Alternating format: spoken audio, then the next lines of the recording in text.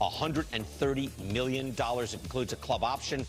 Anthony under team control for 2034. I believe, again, 8 for 130. Anthony right now a 400 on base. He's slugging 428. Age 21 season. Off to a very nice start. I believe, Cliff, this will take 3 free agent years off the table, which is where it's at. These extensions, to me, with a blue chipper, make all the sense in the world. All the sense. And when you look at them, I go back to 2008 real quick, BK, when I told Evan Longoria, do not sign this deal that the Tampa Bay Rays are going to give you because this doesn't make sense. He says, I want the security. Right. I want the security. It makes sense.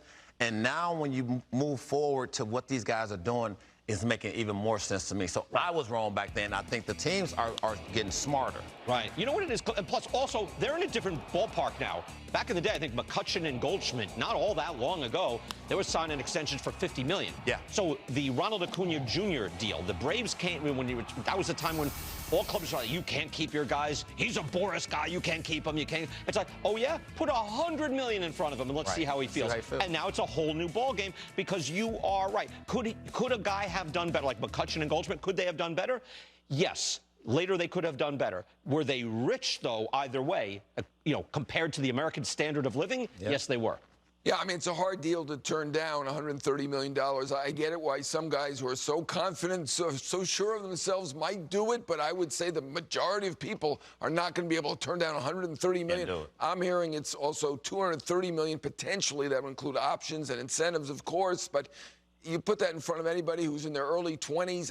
There aren't too many people who can do it. Now, it certainly paid off for Corey Seager and a whole bunch of other guys who waited it out and felt that they were going to get the bigger score, and they did it. So it's it's a couple ways to think about it, but can't blame somebody who does take this deal, $130 million, when you just got to the big leagues. And I have to say, Craig Breslow, who's president of baseball operations for the Red Sox, he extended Christian Campbell, he extended Cedar Rafaela.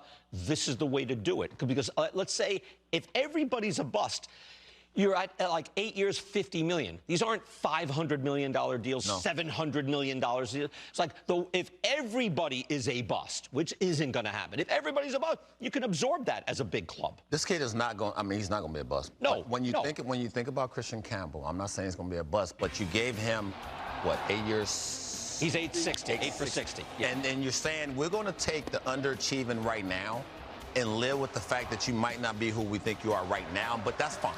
Because at some point, we believe you're going to be this, and we're going to pay you now and let and we'll reap the benefit. Everybody's going to reap the benefits at the end of the day. Yeah. That's how you got to look at it to get these guys to sign these deals. My philosophy has always been, if you think a guy is going to start for you, I'm not saying be a superstar like they expect, and I think, Anthony, they're expecting a superstar here. 100%. However, if the guy is just going to start for you, say Wilyer Abreu starting, maybe an all-star here and there, like, it still makes sense to extend that guy. Yeah, I mean, I was just watching Central, and Cliff predicted he'd be an MVP, Anthony, in the next 5 years. So I think we're all in agreement that he's going to be a star. But you're right, if he's a starting player, this is not unreasonable, but I do think they expect more from him and will get more from him. He was the #1 prospect in baseball. It doesn't always work out. Churio looked like a big deal at the time. I know he's not having quite the same year that maybe people expected, but that's still a good deal for the team, even though it was a lot more than anybody else had gotten who had never played in the major leagues. Right. That was 8 for 82. That Corbin Carroll had like another $100 million deal. These are good deals they're good. It's a good idea for the team to do this. If you have a player